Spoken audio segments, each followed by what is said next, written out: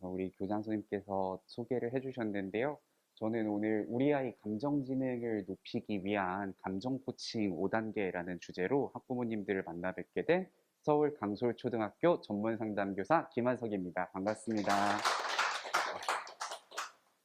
오늘 우리가 이야기해 볼 주제들인데요. 아마 이전에 사춘기 자녀 연수를 들으셨던 분들 혹은 유튜브 영상을 보셨던 분들은 그때랑 똑같은 화면인 것 같은데 맞습니다. 동일한 템플릿 활용해서 내용을 바꿔봤는데요. 오늘 우리는 크게 5가지 주제를 이야기해 보려고 해요. 왜 우리가 감정을 봐야 하는지, 또 뇌과학과 함께 감정의 뿌리에 대해서도 한번 찾아볼 거고요. 또한 정서지능이란 무엇이고 그것을 높이기 위한 감정 코칭을 어떻게 가정에서 실천할 수 있을지 엄마들이, 아빠들이 할 수 있는 방법들을 함께 이야기해 볼 겁니다. 저는 전문 상담교사로 지금 서울 강솔초등학교에서 올해 3월 발령을 받았고요. 이전에는 주로 성인과 청소년들을 만나면서 상담을 하고 있었는데 학교에 오고 나니까 어떤 느낌이냐면 너무 행복해요. 왜 그러냐면 아기들이 일단 저보다 크지 않아요. 그래서 청소년 상담을 할 땐 사실 조금 겁나긴 하거든요. 다 큰 고등학생, 남학생이 그것도 학교 폭력 가해자로 만났다. 조금 겁이 나요. 솔직히 말씀드리면. 저보다 키 큰 애들도 많으니까요. 그런데 여기는 우리 1학년 애기들 보면 정말 너무 예쁘고요. 2학년도 예쁘고요. 3학년까지는 그래도 좀 애기 티가 나다가 4학년이 되면 또 색다른 느낌이 있고 6학년은 어린이인 듯 청소년인 듯 그 경계 어딘가에 있는 또 다른 매력이 있더라고요. 그래서 1학년부터 6학년까지 보고 있으면 늘 새로운 어떤 감동을 받으면서 지금 즐겁게 일을 하고 있는데요. 저는 우리 아이들을 만나기 위해서 대학원에서 상담 전공을 했었고 학부 때는 심리학과 영어 교육을 전공했었습니다. 오늘 우리가 이야기해 볼 주제들은 결국 아이에 관한 이야기인데요. 사실 너무나도 사랑스럽고 소중한 우리 아이인데도 불구하고 이 아이들과 우리가 다양한 꿈을 그려감에도 불구하고 이럴 때 엄마들은 억장이 무너지죠. 내가 정말 열심히 10달 동안 품어서 낳은 내 자식이고 내 새끼인데도 불구하고 갑자기 이렇게 빽 하고 소리를 지르거나 엄마인 나에게 도전하거나 저항하거나 반항하는 이런 순간들 모두들 경험하셨을 거라고 생각해요. 물론 우리도 어렸을 때 그런 순간들이 있었겠죠. 대신에 그때 우리 어머니, 아버지는 50년 전, 60년 전 분들, 이제 지금 우리 아이들의 할머니, 할아버지겠죠? 절대 호락호락하지 않으셨을 거라고 생각이 드는데요. 오늘 우리는 이런 아이들을 어떻게 도와줄 수 있을지 그 내용을 함께 나눠보려고 합니다. 그래서 도대체 감정에 대해서 왜 알아야 되는 걸까라는 주제부터 이야기를 해보려고 하는데요. 많은 분들이 이 단어 자체를 참 어렵게 느끼시는 것 같아요. 감정이라는 단어 자체를. 무슨 말씀이냐면 제가 상담사로서 이제 성장하기 위해서 저도 의사 선생님들처럼 수련 과정을 거치거든요. 그런데 수련을 하다 보면 당연히 그 수련 과정을 감독하시는 분이 계시겠죠. 상담 전문가 선생님이. 근데 하루는 제가 진탕 혼나고 왔어요. 무슨 얘기였냐면 제 상담 과정에서 이렇게 말씀드렸거든요. 내담자분 오늘 어떤 감정이 드세요? 라고 여쭤봤는데 이 말 때문에 혼이 났어요. 어떤 게 잘못된 것 같으세요? 오늘 어떤 감정이 드세요? 아니면 이 질문을 들으셨을 때 어머님들께서 선뜻 답이 나오시나요? 그렇죠. 바로 그것 때문에 혼났습니다. 감정이라는 단어 자체가 일반인들에겐 너무 어렵게 느껴진다는 거예요. 저야 심리학자고 상담자이기 때문에 매일같이 감정, 정서, 인지 이런 단어들을 쓰지만 보통의 사람들에게 있어서는 감정이란 단어도 꽤나 어렵게 느껴질 수 있는 단어고 그런 것들을 표현하는 것 자체가 우리 사회가 그렇게까지 허용적이지는 않았죠. 어떤 사회 문화적인 분위기 자체가. 그래서 대체 왜 감정을 알아야 되는가? 이 그림은요. 이제 원숭이가 굉장히 뭔가 골똘히 생각을 하고 있는 모습이죠. 뭐 바나나를 어떻게 따서 먹을지를 고민하는 걸 수도 있고, 혹은 이따가 집에 가서 낮잠을 잘지 돌아다닐지 뭐 어떤 고민을 하는지 모르겠지만 굉장히 많이 고민을 하고, 그리고 나서 그 고민 끝에 이 원숭이는 아마 어떤 행동을 보일 거고요. 그러한 행동 끝에 이 원숭이는 어떤 감정을 경험할 겁니다. 다시 한번 볼까요? 우리는 어떤 생각을 하고요. 그 생각에 따라서 행동을 하게 되고, 그 행동의 끝에는 감정을 경험하게 되죠. 그래서 이 세 가지를 저는 생물심리사회라는 단어로 표현을 했는데요. 어머니들 연수자료에도 1페이지에, 네, 1페이지에 아마 써 있는 내용일 겁니다. 이 그래프를 보시면 심리학에서는 인간의 행동을 크게 세 가지로 나누어서 살펴보는데요. 우리의 행동에는 생물학적인 기제들도 분명히 있을 거예요. 호르몬이라든지 혹은 뇌에서 일어나는 어떤 변화들, 분명히 우리에게 영향을 미칠 거고요. 또 우리가 그러한 생물학적 변화들로만 설명이 되느냐? 그렇지는 않죠. 우리가 어떤 생각을 거치게 되고 감정을 경험하게 되고 또 주변의 사람들과 어떻게 상호작용하는지도 우리에게 영향을 미치기 때문에 이 생물심리사회 모델에서는요, 인간의 행동과 감정과 사고를 바라보고요. 그렇게 하기 위해서 이 세 가지 축으로 나눠서 살펴보게 됩니다. 그 중에서도 오늘 우리는 이 심리에서도 바로 감정에 해당하는 부분을 살펴볼 거고요. 예전에는요, 심리치료 하면은 프로이트가 있었던 시절, 지금으로부터 한 100년, 200년 전만 하더라도 요런 카우치라고 하는 넓은 소파에 앉아서 선생님 저는 뭐 요새 기분이 어떻고요? 뭐 이런 식으로 이야기를 하면서 무의식에 접근하고자 노력을 했었습니다. 그리고 나서 그 다음에 나온 게 인지행동치료라고 해서 이제 무의식 말고 눈에 보이는 행동과 인간의 생각에 한번 접근해보자. 요게 1990년대까지의 최신의 흐름이었고요. 그럼 지금 2000년대 이후에 현재 심리치료의 흐름은 뭐냐? 바로 관계와 정서에 중심을 둔 치료가 되고 있습니다.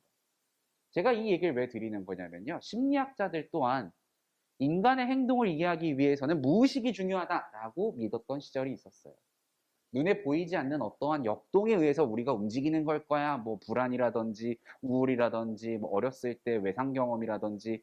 그런데 생각해 보니까 아닌 것 같아. 내가 세상을 어떻게 바라보고 있는지, 어떤 행동을 하고 있는지 그거를 들여다봐야 되지 않을까? 이게 인지 행동 치료였고요. 그런데 잘 들여다보니 이런 거죠. 뭐냐면 제가 하나 이제 쉬운 예시를 들어드릴게요. 부부싸움을 했던 상황을 예로 들어보면 남편이 뭔가 술을 마시고 늦게 들어왔어요. 그래서 나는 오늘도 독박 육아에 시달렸어요. 피곤하죠? 힘들죠? 나도 일하고, 나도 뭐 집안일도 해야 되고, 아이들도 돌봐야 되고, 너무나 할 게 많은데 안 도와줘요. 남편이. 남의 편인 것 마냥. 그래서 막 화가 난단 말이죠. 그때 우리가 화가 난 이유가 뭐냐 하고서 들여다보면 그 전에는 남편의 행동도 있었을 거고요. 또 그 남편의 행동에 대한 나의 사고, 도대체 저 사람은 내 편인가 남의 편인가 나의 사고도 영향을 미쳤겠지만 궁극적으로 우리가 이 관계에서 무너져 내리는 지점은 뭐냐면 감정 때문이죠. 화가 났고 배신감을 느꼈고 원망하기 때문에 그 관계가 무너지기 시작합니다. 무슨 말씀을 드리는 거냐면 우리가 어떤 행동을 하거나 생각을 하는 것 자체가 우리를 고통스럽게 하진 않아요. 그러한 행동과 생각에 따른 감정이 우리를 힘들게 만드는 거죠. 그 느낌이 우리를 너무나 힘들게 하는 거죠. 내가 지금 외롭게 느껴지고 남편이 나를 도와주지 않았다는 배신감, 원망감, 이러한 감정들이 우리를 힘들게 하기 때문에 다시 우리가 어떤 행동을 보이게 되는 건데 상담에서도 또 심리치료에서도 최신 패러다임은 정서와 관계라는 맥락을 강조하면서 얘네 두 개는 사실 같이 갈 수밖에 없거든요. 왜냐하면 우리가 사회적 존재이기 때문에 누군가와 상호작용을 할 거고 그 상호작용 과정에서 당연히 감정을 경험을 하게 될 거예요. 그래서 그동안에는 감정이라고 하는 게 그렇게까지 중요한 건가? 내가 이걸 꼭 들여다봐야 되나? 너무 어색하고 왜냐하면 우리 아이들의 할머니, 할아버지, 우리 엄마, 아빠 시절에는 내 감정을 읽어주고 알아봐주고 이럴 여유가 없으셨어요. 솔직히 말씀드리면. 논밭 갈아서 일하셨던 분들이고요. 정말 어떤 교육 수준도 현재에 비해서는 현저히 낮았을 것이고 모두가 대학 가는 그런 시절이 아니었으니까요. 그럼에도 불구하고 사실 우리 이렇게 길러주신 것만 해도 참 감사한데 그분들이 못하셨던 건 이거죠. 우리의 감정을 읽어주고 우리의 관계 속에서 함께하는 것들. 그래서 오늘 이거를 이야기해 보려고 하는데요. 그럼 도대체 감정이라고 하는 게 어디서 시작되는 거냐라고 했을 때 저는 아까 생물 심리 사회 모델이라고 말씀드렸어요. 우리가 심리학자는 선생님 그건 마음에 대해서 얘기하는 거 아닌가요? 그런데 이 마음이라고 하는 영역은요. 뇌에서 일어나는 작용이고요. 우리 뇌는요. 몸 안에 있습니다. 그렇기 때문에 많은 사람들이 이 감정이라고 하는 것들을 마치 동떨어진 무언가라고 생각을 하는데 실은 우리 몸 안에서 일어나는 작용들이 우리의 심리적인 측면과도 연결이 되어 있는 거죠. 그래서 생물학적인 요인과 심리학적인 요인을 같이 봐야 되는데요. 자, 어려운 그림이 등장하기 시작합니다. 그래서 저는 쉽게 설명을 드릴 거예요. 자, 요 뇌 그림에서 다른 건 다 잊으셔도 상관없고요. 이따가 다시 나올 건데요. 요 가운데 부분을 우리가 변연계라고 부르는데 요 영역이 하는 역할이 뭐냐면 바로 감정을 조절하는 기관입니다. 그래서 우리 뇌에서도 감정에 특화된 영역이 따로 있구나라는 것만 기억하시면 돼요. 변연계도 잊으셔도 돼요. 그냥 우리 뇌에서 감정을 조절하는 기관이 존재하는구나. 그리고 그게 뇌의 중간쯤에 위치하고 있다라는 것까지. 그래서 이 변연계가 만들어내는 감정들은요, 1차 정서라고 부르는데요. 인간이라면 누구나 경험하는 문화에 상관없이 보편적으로 존재하는 감정들이 존재합니다. 기쁨, 분노, 공포, 두려움 같은 것들이죠. 이러한 1차 정서, 기본 정서라고 하는 것들은 교육에 의해서 배우는 게 아니고요. 태어나서 아이들이 자연스럽게 나타나게 되는. 그래서 이건 뭐 한국인이든 미국인이든 유럽에 살고 있는 어떤 아이든 아프리카에 있는 아이든 모두가 기쁨이나 분노나 공포나 두려움은 경험을 해요. 그런데 이 바깥쪽 부분이죠, 이제. 여기를 우리가 대뇌 피질이라고 부를 건데요. 피질은 바깥쪽이라는 의미입니다. 그래서 이 바깥쪽 영역이 하는 역할이 뭐냐? 여기가 바로 이성적 사고를 담당하는데요. 우리가 논리적이고 이성적으로 판단을 해서 생겨나는 감정이 바로 2차 정서입니다. 그래서 이 2차 정서는요, 대뇌 피질이 발달하게 되면서, 쉽게 가봅시다. 뇌가 발달하면서, 이렇게 하면 좀 더 쉬워지겠죠? 뇌가 발달하면서 성숙되면서 나타나는 정서들인데요. 그러다 보니 2차 정서는 문화에 따라 다릅니다. 예를 들어서 이게 번역이 안 되는 단어예요. 한국인의 정. 이거는 전 세계 그 어떤 언어로도 번역을 할 수가 없는 감정이에요. 정이라고 하는 건 이런 거죠. 예를 들어 재래시장에 갔어요. 그래가지고 이거 너무 좋다. 이거 뭐 얼마예요? 하고서 이제 야채를 좀 사려고 했어요. 그랬더니 자기야 이것도 가져가. 아유 왜 그래 언니? 그만 줘. 그만. 아유 괜찮아 괜찮아 하면서 파는 사람은 믿지면서 더 주려고 하고요. 사는 사람은 더 받으면 사실 이득인데도 불구하고 괜찮아 괜찮아 그만 주세요 라고 밀어내는, 이게 한국인의 정이죠. 그런데 이러한 정이라고 하는 문화는 2차 정서에 해당하고요. 한국에만 존재하는 특이한 정서입니다. 또 다른 한 가지 예시를 들어볼게요. 눈치라고 하는 것들, 놀랍게도 한국에만 존재하는 정서로 밝혀졌습니다. 그러면은 외국인들은 눈치를 안 본다는 건가요? 그 사람들이 사회적 맥락을 고려할 때 그 느낌과 우리가 눈치라고 부르는 그 정서는 결이 다르다는 거죠. 그래서 이것도 번역이 안 돼요. 눈치라고 하는 것도 뭔가 굉장히 죄책감이 드는 듯 하면서도 약간 쑥스럽고 민망하지만 또 불안하면서도 경계하는 이 복잡 미묘한 감정이잖아요. 눈치라고 하는 것들. 그래서 이런 것들은 2차 정서에 해당하고 성숙과 함께 나타나기 때문에 제가 이 말씀을 왜 드리냐면, 어떠한 감정들은 아직 우리 아이들이 쉽게 경험하지 못할 수 있고요. 어떠한 감정들에 대해서는 잘 이해하지 못할 수 있어요. 왜냐하면 아직 뇌가 성숙해 나가는 중이기 때문에. 하지만 이런 1차 정서들은 우리 아이들 모두 경험합니다. 신생아 때도 마찬가지고. 무슨 얘기냐면 신생아들도 참 흥미로운 게 뭐냐면 애기들이 엄마 얼굴을 알아본다는 연구 결과가 있어요. 그래서 엄마랑 눈을 마주쳤을 때 활짝 웃는 그런 상황들이 있거든요. 그러면은 그 순간 어떤 출산의 고통이고 뭐고 다 잊혀지죠. 어머 세상에 우리 애가 날 알아보고 웃었어. 근데 아빠를 보고는 안 웃어요. 왜냐하면 아직 얘는 아빠 얼굴이나 아빠하고 애착이나 이런 게 형성돼 있지 않으니까. 또 그 아이들도 공포도 느끼고 두려움도 느끼고 하거든요. 엄마로부터 내가 어떤 공포나 두려움을 아이들이 가장 많이 보이는 게 초등학교 1학년 혹은 유치원 때 떠올려 보시면 분리불안 같은 것들이 여기에 해당하는 것들이죠. 엄마가 떨어졌을 때 아이들이 울기 시작한다든지.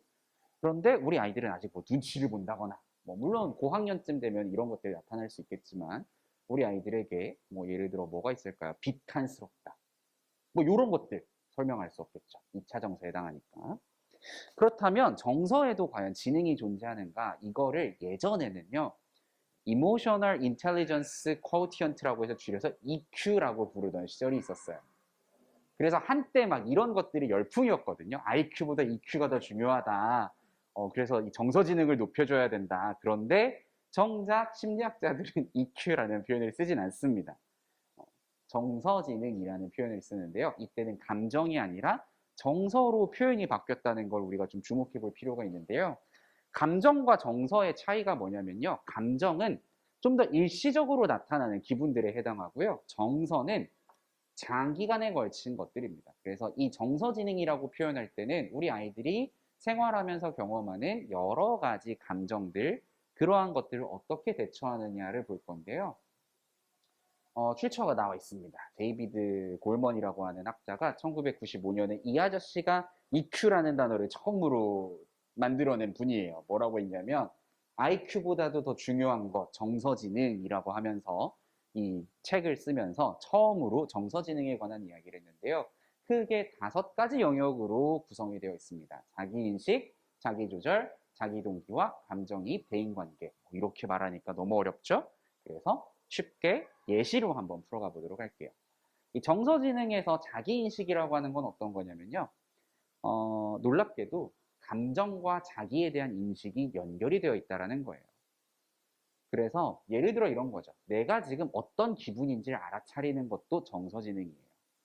그런데 선생님 그건 누구나 다 할 수 있는 거 아닌가요? 자기 기분이 어떤지 자기도 모를 리가 있나요?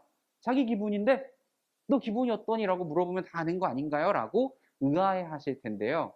놀랍게도 이러한 자기인식도요. 훈련이 돼야 됩니다. 감정에 이름을 붙이고 그거를 알아차리는 것도 훈련이 되지 않으면요. 발달하지 않습니다. 그래서 제가 성인과 청소년을 주로 만났잖아요. 그게 굉장한 강점인 게 뭐냐면 저는 우리 아이들의 미래를 내다보고 왔어요. 지금 이 아이들이 어떠한 발달 경로를 거쳐서 그들이 됐는지 미리 보고 온 거예요. 전 되게 궁금했거든요. 도대체 저 사람은 어렸을 때 어떤 삶을 살았길래 30대가 돼서 이렇게 망가졌나? 이제 그것들에 대해서 공부를 해보고 연구해보고 다양한 경험을 쌓은 결과 놀랍게도 어렸을 때 엄마나 아빠로부터 감정적인 자극들이 충분히 주어지지 않은 분들은 요거 안 됩니다. 자기인식. 정확히 표현하면 요거죠. 자기 감정을 인식하는 것. 안 됩니다. 가장 대표적인 물론 제가 어떤 지역에 대한 감정은 없어요. 그런데 문화적인 측면에서 말씀을 드리자면 경상도 굉장히 정서적인 표현 빈약해요. 그 중에서도 남성이다. 여성에 비해서 또 빈약해요. 그래서 경상도 남자 이 친구들 대체적으로 정서 인식 안 돼요. 그런데 그 친구가 공대를 갔다. 더 심각해지죠. 감정에 대해서 얘기할 일이 없어요. 공대를 갔어요. 그 경상도 남자애가. 그런데 갔다 와서도 예를 들어 어떤 기계를 다루는 직장에 갔다. 그것도 남초 회사예요. 다 남정네들만 우구르 그래. 감정에 대해서 아무도 얘기하지 않아요. 그럼 당연히 발달을 못 하겠죠. 가정에서도 다뤄지지 않았고 학교에서도 다뤄지지 않았고 나중에 성인이 돼서도 다뤄지지 않았고 그래서 오늘 기분이 어떠세요? 정말 모르겠대요. 그런데 그게 저항하거나 거짓말하는 게 아니라 정말 아무것도 모르겠다는 순수한 눈빛으로 30대 남자가 모르겠어요 라고 얘기를 해요. 그런데 한 1, 2년 정도 상담을 하고 나니까 이게 살아나요. 아, 오늘은 가슴이 쿡쿡 쑤시는 듯한 아픔을 느꼈어요. 이런 식으로 감정을 느끼는 것들도 정서지능에 해당하고요. 자기조절은 뭘까요? 우리의 감정을 조절하는 것도 포함이 되지만 감정을 토대로 나의 행동을 조절하는 것, 이 2가지 측면이 있을 수 있겠죠. 그래서 이 정서조절도요, 굉장히 중요한 역할을 하는 게 어떤 아이들은요, 이런 것들을 충분히 배우지 못했을 때 학교폭력의 가해자나 피해자가 될 확률이 높겠죠. 왜 그럴까요? 자기의 감정을 조절하지 못하면 어떻게 돼요? 행동으로 나가겠죠. 말을 뭔가 좀 더 세게 쏘아붙이겠죠. 자기의 막 화가 난 감정들, 억울한 마음이 주체가 안 되니까. 그러면 그게 학교 폭력이 되는 거예요. 자기의 감정을 조절 못하는데 왜 우리가 피해자가 될 수 있나요? 예를 들어 이런 거죠. 나 지금 너무 속상하고 힘든데 1학년 애기는 울 수 있어요. 그런데 3학년, 4학년 된 애가 교실에서 힘들다고 울기 시작한다? 친구들이 쟤는 뭔가 이상하다고 느낄 수 있어요. 5학년, 6학년짜리가 돼서 울고 있다? 그건 조금 더 심각해진 거죠. 그러다 보면 그 아이들은 당연히 학교 폭력의 피해자가 될 확률이 높아지겠죠. 또래 관계에서 따돌림을 경험하기도 쉬울 거고. 포식자들은 그런 아이들을 노립니다. 그래서 자기의 감정을 조절하는 것도 정서지능에 포함되는데 이것도 우리가 오늘 함께 감정 코칭을 통해서 배워볼 거고요. 자기 동기화라고 하는 건요. 동기화는 뭐 이렇게 2개를 합치는 거 아닌가요? 요 동기는요, 동기란 단어만 이해하시면 돼요. 동기부여입니다. 동기부여. 동기부여는요, 우리는 이렇게 생각했죠. 논리적이고 이성적으로 설득을 해서, 자, 네가 왜 공부를 해야 되냐면 공부를 해서 원하는 걸 얻고 나중에 돈을 벌고 네가 원하는 것들을 하려면 공부를 열심히 해야 돼. 이성적이고 합리적으로 설명하지만 그렇게 해서 설득되는 게 아니에요. 그렇게 해서 동기부여되지 않아요. 어떤 때 동기부여가 되냐? 제가 이번에 사전 질문을 드렸어요. 어머님들께. 오늘 연수에 참여하게 되신 계기가 어떤가요? 라고 여쭤봤을 때 어떤 분들은 굉장히 이성적이고 합리적인 답변을 적어주셨어요. 그런데 어떤 분들은 뭐라고 쓰셨냐면 요새 아이하고 다툼이 잦아졌어요. 요새 우리 아이가 뭔가 자기 감정을 막 표현하는데 제가 어떻게 반응할지 모르겠어요. 당황스러웠어요. 우리는요, 감정에 의해서 동기부여가 됩니다. 사실은. 그 생각들이라고 하는 것도요, 생각에 의해 감정이 유발되고 그 감정에 의해서 동기가 유발되는 구조이기 때문에 이 감정을 가지고 자기의 동기부여라는 것도 정서지능에 포함이 되고요. 그리고 타인의 감정에 이입하는 것도 감정지능에 포함이 될 겁니다. 그리고 이런 것들을 통해서 대인관계 기술까지도 영향을 미쳐요. 왜 그러냐면 아까 그 30대 남성분으로 되돌아가 보면 그분의 주호소 문제가 대인관계였어요. 사람들과 잘 지내는 게 힘들다예요. 그런데 당연히 그렇겠죠. 왜냐하면 내 감정도 모르겠고 다른 사람의 기분도 잘 모르겠고 그런 사람이 어떻게 상호작용을 잘할 수 있겠어요. 야, 너 오늘 되게 기분 좋아 보인다. 무슨 일 있었어? 이런 얘기를 해야 되는데 제가 뭐 사실 그분은 타인에게 별 관심도 없었어요. 심지어. 왜냐하면 자기조차도 지금 불분명한데 뭘 그렇게 남에게 관심을 가지겠어요. 내 인생조차도 힘든 분이. 그러다 보니 이러한 5가지 영역들, 자기 인식, 자기의 감정을 인식하는 것, 그리고 그 감정을 적절하게 조절해야 되고요. 이런 감정을 조절해서 우리는 행동으로 이어지고요. 때로는 이 감정에 이입하고 다른 사람의 감정에 공감하기도 하고요. 그러한 것들을 통해서 다른 사람의 감정에도 개입하기도 합니다. 예를 들면 이런 거죠. 이게 하나만 더 예시를 들어드리면 친구가 울고 있어요. 같은 반 친구가. 그러면 어떻게 해야 될까요? 가서 친구를 위로해 주는 것. 그게 정서지능이에요. 그런데 정서지능이 발달되지 않은 아이는 어떻게 하겠어요? 쟤는 왜 울고 있지? 하고서는 생각하고 흘리거나 혹은 울고 있는 아이를 무시하거나 하겠죠. 그러면 이 아이는 아무래도 우리 아이들이 이렇게 활기찰 줄은 몰랐는데 아무래도 이 아이는 대인관계에서 어려움을 겪을 확률이 더 높겠죠. 또래 관계에서 친밀한 관계를 형성하기가 어렵겠죠. 그래서 본격적인 주제가 이겁니다. 감정 코칭, 감정에도 코칭이 필요하다라는 주제로 이야기를 나누도록 할 겁니다. 감정 코칭의 정의에 대해서 한번 보도록 할게요. 길죠. 항상 뭔가 강사라는 사람들이 정의를 갖고 오면은 내용이 너무 길어요. 어린이들이 자신이 경험하는 각기 다른 감정을 알아차리는 거, 왜 그런 감정이 떠오르는지 이해하는 거, 그리고 감정을 어떻게 조절할지 이해하는 거. 그래서 이 길고 복잡한 문장을 포인트만 찝어볼게요. 첫 번째는 이겁니다. 각기 다른 감정을 알아차리는 것. 자기 인식에 해당하죠. 내가 지금 어떤 기분인지 알아차리는 것. 또 왜 그런 기분이 들었을까 알아야 돼요. 나 화났어가 아니라 이래서 내가 화가 났구나.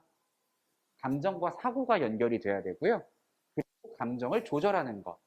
그러면 내가 화가 났을 때 어떻게 행동해야 되지? 그래서 결국 감정 코칭은요. 아까 말씀드린 감정과 생각과 행동을 연결시키는 작업이라고 이해하시면 됩니다. 내가 어떤 감정을 경험하고 있고 왜 그랬는지 생각해보고 어떻게 행동할지 결정하는 것. 이걸 도와줄 거예요. 그래서 5단계로 구성이 되어 있는데요. 이 각각의 단계를 살펴보면서 함께 연습해 볼 수 있는 내용들을 준비해 왔습니다. 자, 우선 감정 포착하기부터 한번 보도록 할게요. 아까는 우리가 생물, 심리, 사회였는데 이번에는 생각, 감정, 행동으로 바뀌었습니다. 이 3가지의 연결고리를 함께 살펴볼 건데 그 중에서도 우리는 감정에 대해 얘기할 거예요. 어머님들 자료집 한번 보시겠어요? 1페이지에 보시면 오늘 이 영상을 오늘 연수를 영상으로 보시는 분들은 첨부해드린 PDF 파일을 보시면 됩니다. 자, 여기 보시면 요거는 이제 외국의 어느 한 학자가 감정을 수레바퀴로 표현을 해놓은 건데요. 여기 보시면 이게 기본 감정들, 1차 정서에 해당하는 것들입니다. 분노, 혐오, 비탄이라고 되어 있는데 뭐 슬픔에 좀 더 가까울 거고요. 깜짝 놀라거나 공포감을 느끼거나 존경하고 황홀감, 기쁨을 느끼거나 경계하거나. 여기 1개, 2개, 3개, 4개, 5개, 6개, 7개, 8가지 기본 정서가 있고요. 이 기본 정서들이 보면은 색깔이 차이가 나죠? 무슨 얘기냐면요. 이쪽으로 갈수록 더 센 것들이에요. 혐오는 너무 센 감정이죠. 근데 조금 약해지면 메스껍다, 역겹다예요. 그런데 이게 더 옅어지면 지루함이 돼요. 또 황홀, 요거는 엑스터시라고 써놨는데 엑스터시라는 단어는 2가지 뜻이 있어요. 첫 번째는 황홀 혹은 황홀경이라고 하는 영어 단어고요. 두 번째는 이게 마약 이름이기도 해요. 황홀감을 가져다 줄 정도의 어떤 큰 자극을 주는 마약 중에 엑스터시라는 마약이 있는데 어느 정도인지 이제 감이 잡히시죠? 황홀이라는 단어가 일상적으로 경험하는 그런 감정은 아니죠. 근데 이보다 조금 약한 게 기쁨이에요. 너무 즐겁다. 그리고 평온하다는 좀 더 그 감정의 결이 다르죠. 그래서 이런 다양한 감정들이 존재하는데, 자, 그러면 이걸 가지고 한번 조합을 해볼게요, 어머님들. 즐거움과 신뢰가 만나면 어떤 감정이 만들어질까요? 1차 정서들 한번 조합해 봅시다. 즐거움과 신뢰. 난 이 사람을 만나면 너무 즐거워. 난 이 사람을 신뢰해. 그때 우리가 느끼는 감정이 뭘까요?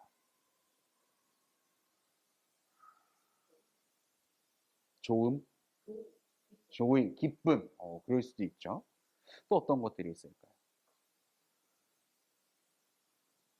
사랑입니다.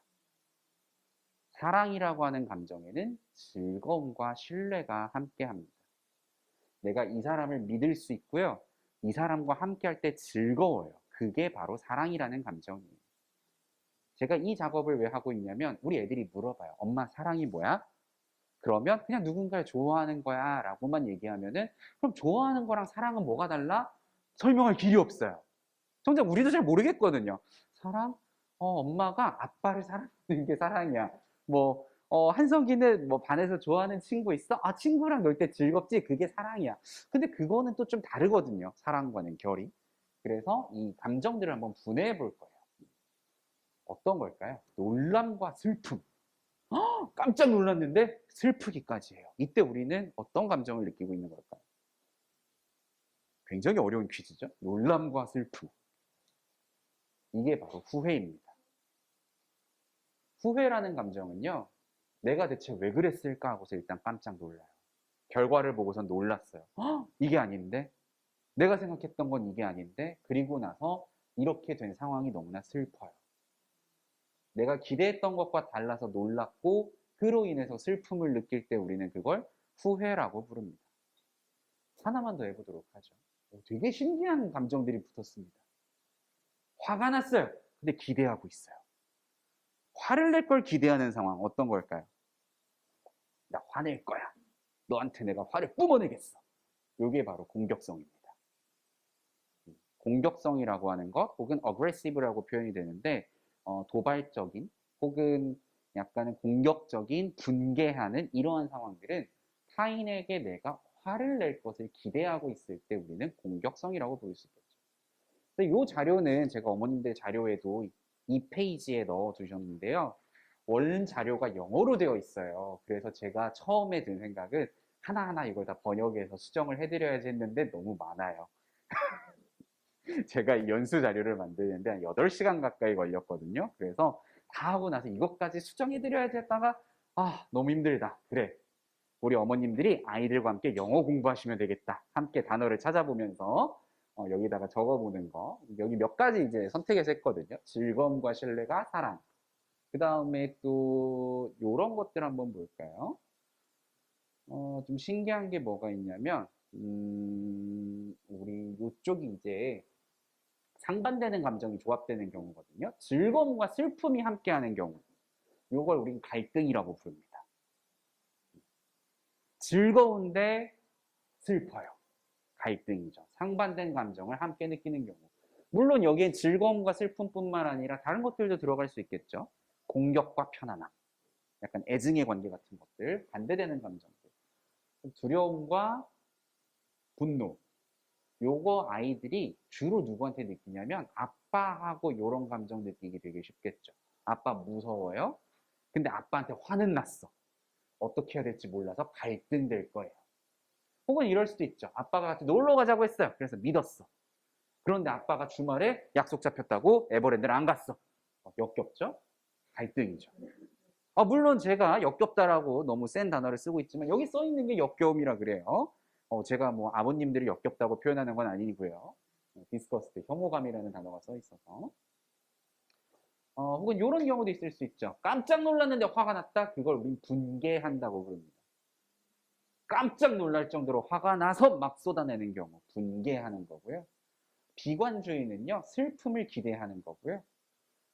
여러 가지 내용들이 등장하는데, 불안감까지 한번 볼까요? 두려움을 기대하는 게 불안이죠. 그래서 우리가 이렇게 얘기해 줄 수 있어요. 이 표를 제가 왜 보여드리냐면, 너 지금 불안하구나 라고만 얘기하는 것도 물론 도움이 되겠지만, 너는 지금 어떤 무서운 일이 일어날까봐 그것 때문에 기대하면서 무서운 일이 일어나길 떠올리면서 불안함을 느끼고 있구나 라고 이 감정의 결들을 좀 더 섬세하게 터치해 줄 수 있겠죠. 그래서 이 감정들을 한번 분해해보는 작업을 했었고, 그때 어머님들이 쓰실 수 있는 멘트가 바로 이겁니다. 아이들에게 첫 번째 단계에서 감정을 포착하기는요, 함께 읽어볼까요? 지금 기분이 어때? 그런데 제가 이렇게 알려드리면 어머님들이 항상 이 말씀만 하세요. 지금 기분이 어때? 지금 기분이 어때? 그러면 나중에 애들이 눈치를 채요. 엄마는 왜 맨날 똑같은 말만 해? 그래서 어미를 좀 바꿔주세요. 지금 기분이 어떻니? 지금 순서를 바꿔보세요. 지금 어떤 기분이야? 단어를 바꿔보세요. 지금 느낌이 어때? 지금 어떤 느낌이니? 그래서 좀 응용을 하셔야 아이들이 눈치를 못 채요. 그런데 기계적으로 지금 기분이 어때? 그 다음에 또 다음번에 지금 기분이 어때? 또 다음번에 지금 기분이 어때? 제가 실제로 그 상담 수련할 때 처음에 이제 아동들 상담할 때 그랬구나, 뭐 했구나, 이런 어미로 이제 그 교과서에 써 있어서 그대로 했다가 애들이 뭐라고 하냐면 선생님 왜 자꾸 분화분화 거려요? 분화분화 선생님이에요? 하면서 이제 놀리는 거예요. 그래서 한 방 먹었네? 하고서는 이제 그때부터 생각을 했어요. 다양한 표현들을 연습해야겠구나. 같이 한번 해볼까요? 지금 기분이 어때? 지금 어떤 기분이야? 지금 어떤 기분이 들어? 지금 느낌은 어떻니? 지금 느낌을 얘기해 줄래? 정말 다양하게 표현할 수 있습니다. 그래서 연습하셔야 되고요. 적어두셔야 나중에 이게 안 까먹어요. 막상 떠올리려고 하잖아요. 생각이 안 나요. 물론 지금 적어두시는 게 가장 좋고 아니면 나중에 영상을 보시면서 다시 메모하셔도 되지만 가능하면 저는 지금 함께 연습해 보면서 기록해 주시는 거 추천드립니다. 지금 기분이 어때? 순서 바꿔서 지금 어떤 기분이니? 지금 느낌은 어떻니? 뭐 어미를 살짝 바꿔보고요. 지금 느낌을 얘기해 줄 수 있니? 뭐 이렇게 물어볼 수도 있고요. 다양한 방법들이 있을 수 있겠죠. 그래서 이 말을 통해서 우리는 아이들의 마음속 문을 열고 들어가 볼 겁니다. 어떤 기분을 느끼고 있는지 그걸 포착하는 건데요. 그런데 우리 아이들이 이렇게 얘기해요. 모르겠어요. 혹은 아무 말도 하지 않는 친구도 있어요. 저희 위클래스가 굉장히 인기가 좋거든요. 그래서 한꺼번에 막 한 반이 오기도 해요. 1학년 뭐 무슨 반 애들 17명이 우르르르 오고 난리도 아니에요. 정말 너무 기쁩니다. 홍보를 잘했다는 뜻이겠죠. 그런데 5학년 아이 중에 이제 전학 온 친구가 있었어요. 최근에. 그 친구 같은 경우는 저를 보더니 굳어버리는 거예요. 그리고 제가 말을 하니까 아무 말도 하지 않아요. 제가 우리 학교 전교생 380명, 아니다, 지금이 400명 넘었거든요. 전학 오고 하면서. 400명 아이들 중에 처음으로 차가운 반응이었어요. 우리 애들은 저를 되게 좋아하거든요. 왜냐하면 제가 학기 초에 교실에 들어가서 한 번씩 다 위클래스 홍보를 해요. 그때 막 저 선생님은 재밌는 활동도 하고 막 우리한테 수학 문제도 안 시키고 영어 문제도 안 풀고 막 재밌는 얘기 하고 가니까 활동하고 위클래스 가면 간식 주고 보드게임 있고 친구들이랑 놀 수 있고 너무 좋은 선생님인 거죠. 화도 안 내, 자기들한테. 이래라 저래라 하지도 않아. 그런데 그 친구는 저를 처음 만났으니까 당연히 뭐 무서웠을 수 있죠. 또 어떤 뭐 남성에 대한 두려움이 있었을 수도 있고 모르겠어요. 얘기를 안 해봤기 때문에. 그런데 그럴 때 우리가 드는 첫 번째 생각, 일단 기분이 나빠요. 내가 물어봤잖아요. 지금 기분이 어때? 근데 얘가 말을 안 해. 지금 기분이 어때? 엄마가 그래도 내가 우리 아들을 위해서, 우리 딸을 위해서 이렇게 열심히 연수도 듣고 나 이제 감정 코칭으로 무장한 엄마야 하고서 도전했는데 애가 모르겠어요. 혹은 아무 말도 안 한다? 그때 우리는 화가 나죠. 혹은 실망할 수 있겠죠. 뭐지? 얘가 왜 이러지? 나랑 얘기하기 싫은가? 그런데 이때는요. 정말 잘 몰라서 그럴 수 있어요. 제가 말씀드렸죠. 감정이라고 하는 건 꽤나 어려운 느낌이에요. 정말로 아이들이 잘 몰라서 그럴 수 있어요. 혹은 얘기하고 싶지 않아서 그럴 수도 있고요. 그럴 땐 어떻게 하냐? 그냥 내버려 두는 거예요. 잠시 기다려 주세요. 그러면 아이들이 준비가 되면 그때 자기 나름대로 정리를 해서 얘기해요. 근데 제가 만약에 그 말하지 않던 친구에게 다그쳤다면 지금 기분이 어때? 왜? 말하기 싫어? 선생님이랑 얘기하기 싫으니? 그럼 조금만 기다려볼까? 계속 이런 식으로 꼬치꼬치 물었다면 아이는 아마 더 멀리 떨어져 나갔을 거예요. 더 굳게 마음의 문을 닫았을 거예요. 그런데 그때 저는 어떻게 했냐면 지금 얘기하고 싶지 않으면 얘기하지 않아도 괜찮아 라고까지만 하고 그냥 기다려요. 혹은 그냥 가고 싶으면 가게 내버려둬요. 오고 싶으면 오겠죠. 어떻게 할 수 없잖아요. 우리가 아이들의 굳게 담은 입을 억지로 열 수는 없는 거고요. 그럴 때 물론 우리는 화가 나고 당황스럽고 하겠지만 일단은 기다려주는 거. 그렇게 해서 우리는 겹겹이 쌓여있는 아이들의 복잡한 감정을 이해하게 될 겁니다. 무슨 얘기냐면요. 제가 아까 감정을 조합하면서 보여드렸잖아요. 즐거움과 신뢰가 더해진 게 사랑이잖아요. 그런데 이러한 복잡한 감정들을 아이들도 경험하고 있다 보니 이게 사랑인지 나는 아빠에 대해서 분명히 좋아해. 근데 아빠가 놀이공원 같이 안 갔어. 화가 났어. 근데 아빠인데 내가 미워해도 돼? 혼란스러울 수 있어요. 여러 가지 감정들이 복합적으로 쌓여 있다 보니까. 그래서 그것들이 정리될 때까지 충분한 시간을 갖고 기다려주자. 감정을 포착하는 단계에서. 두 번째는 좋은 기회로 삼는 건데요. 저희가 쉬는 시간을 지금 11시까지 10분 정도 가졌다가 이어서 진행하도록 하겠습니다. 2단계부터. 자, 지난번에 쉬는 시간을 안 드리고 꽉 채웠다가 만족도 조사해서 쉬는 시간을 주세요라고 어떤 어머님이 쓰셔가지고 오늘은 정말 꼼꼼하게 준비했습니다. 한 12분 정도 물 드시고 화장실 갔다 오시고 다시 뵙겠습니다. 이어서 시작하도록 하겠습니다. 이번 사전 질문 중에 감정에 다양한 이름이 있지만 대표적인 몇 가지만 사용하는 것 같습니다. 보통 떠올리지 못하는 여러 감정들에 대해서도 들을 수 있으면 좋을 것 같습니다. 그래서 아까 그 감정의 조합표를 넣어드렸는데 아마 어떤 분들은 이런 생각하셨을 거예요. 영어가 아니라 한국어였으면 좋았을 텐데 좀 더 다양한 게 있었으면 좋았을 텐데 그래서 우리 첫 번째 활동하면서 요 내용 같이 보도록 할게요. 제가 지금 나눠드린 감정 목록은요. 기쁜 감정과 불쾌한 감정이라는 두 가지 축으로 나눠 놓았습니다. 그래서 여기 보시면 정말 많은 감정들이 써 있거든요. 그래서 아마 이 중에서 어떤 것들은 우리가 단 한 번도 사용해 보지 않은 것도 있을 거예요. 예를 들어서 너 기분이 어때? 라고 했을 때 난 오늘 되게 달콤한 기분이 들어. 요새 안 쓰는 것 같죠? 우리가 나이 들고 나서는 황홀하다 아까 나왔던 단어고요. 또 한번 쭉 살펴보세요. 어떤 감정들이 존재하는지. 익살스러운, 희열에 넘친, 또 뭐가 있을까요? 아까 얘기한 것들 꽤 있네요. 정을 느끼는도 있고. 우리 아이들이 이렇게까지 표현력이 풍부해진다면 너무 좋겠죠? 초등학생이 이런 단어 쓸 일 없겠죠. 신명나는 오늘 기분이 어때? 엄마 난 너무 신명나고 좋아. 지화자 하면서 너무 좋겠죠. 그 불쾌한 감정을 얘기할 때 보통 아이들은요 짜증난다, 화난다, 기분 나쁘다 정도밖에 배우질 못해서 그 정도 수준에 머무르는데 제가 내담자분들이랑 실제로 사용했던 자료인데요. 요거 보여드리면서 여기서 골라보라고 하실 수 있어요. 오늘 기분이 어때? 물어봤는데 잘 대답 못한다, 모르겠다 할 때 그러면 이 목록에서 혹시 한번 찾아볼래?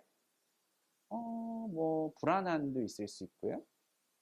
또 요게 약간 달라요. 뭐냐면 서운한 것도 있고 섭섭한 것도 있고 결이 살짝 다르죠.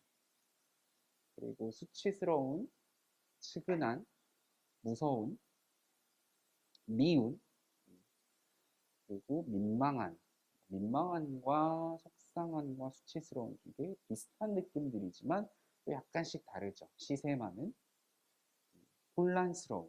우리 애들은 이것만 얘기한다고요. 화남. 근데 이제 나중에 커서 오늘 기분이 어때? 오늘 난 아연 실색했어. 이러면 깜짝 놀라겠죠? 굉장히 강한 단어죠. 그래서 여기는 뭐 감정의 어떤 강도와는 상관없이 가나다 순으로 써 있는 거긴 한데요. 아마 또 이런 생각 드실 거예요.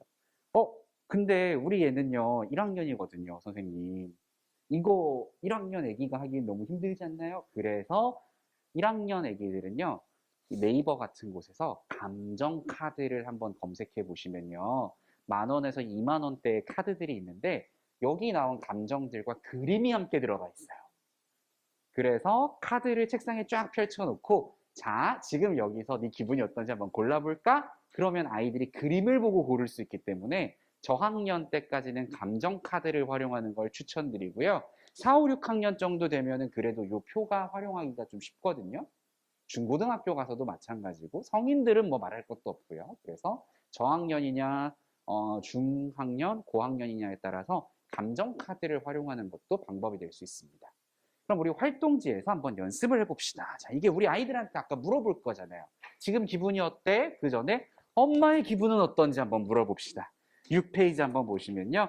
연습 1이 나와 있는데요. 평소 나의 감정 돌아보기라고 해서 제가 이렇게 질문을 써놨어요. 지난 일주일 동안 나는 어떤 기분을 느꼈을까요? 그때 어떤 상황이었고 잠시 눈을 감고 생각해 본 다음에 떠오르는 내용들을 함께 적어보도록 합시다. 어머님들 제가 시간 드릴 테니까요. 일주일 동안 나는 어떤 기분이었을까 한번 떠올려 보시고 그리고 나서 그 기분들을 요 표를 한번 보시면서 작성해 보시는 거 추천드립니다. 그러면은 평소에 떠올렸던 것보다 훨씬 더 다양한 감정을 내가 느끼고 있구나.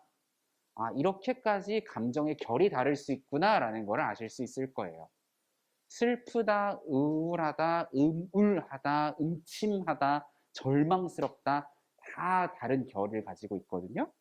기쁘다, 행복하다, 즐겁다, 환희에 찬 뭐 이런 식으로 그래서 여기 표를 한번 채워보시면서 가장 많이 느꼈던 감정들은 아마 가운데 들어갈 거고요. 또 이때 감정만 적지 마시고 어떤 상황이었는지도 함께 적어주시고요. 그리고 그때 어떤 생각이 들었는지도 함께 적어주시면 좋을 것 같아요. 그런데 너무 힘들다? 감정만이라도 일단 적어주시면 좋을 것 같습니다. 지금. 이걸 우리 아이들이랑도 그대로 해보실 수 있겠죠. 선생님, 근데 이거 오늘 제가 체크하면 집에 가서 못하지 않나요? 걱정하지 마시고 네이버나 구글에서 뭐라고 하더라, 이거를? 뇌 그림? 뭐 이런 식으로 검색하시면 요 그림 나오거든요. 그래서 요 그림 가지고 집에서 출력하셔서 아이하고도 한번 해볼 수 있겠죠. 그래서 나는 요새 어떤 기분이 드나 내 감정에 대해서 한번 체크를 해보도록 합시다.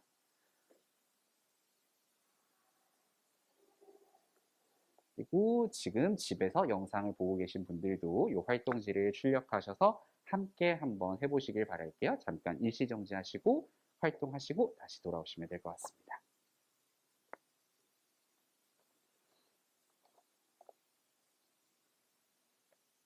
뭐 어떤 분들인지 저는 사실 이름을 못 외우니까요. 그냥 어머님들이 쓰신 것만 한번 보고 다닐게요. 아직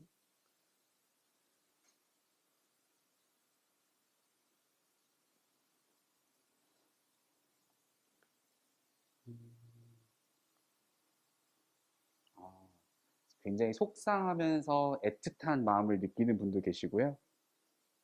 고생하고 불확실한 느낌의 불안함을 느끼는 분도 계신가 하면 그럴 수 있죠. 엄마로서의 삶이라는 게. 또 어떤 분들은 의욕이 넘치기도 하면서 지치기도 하신대요. 그럴 수 있죠. 우리가 이렇게 상반된 감정을 경험할 수 있다는 거죠. 또 다른 분들은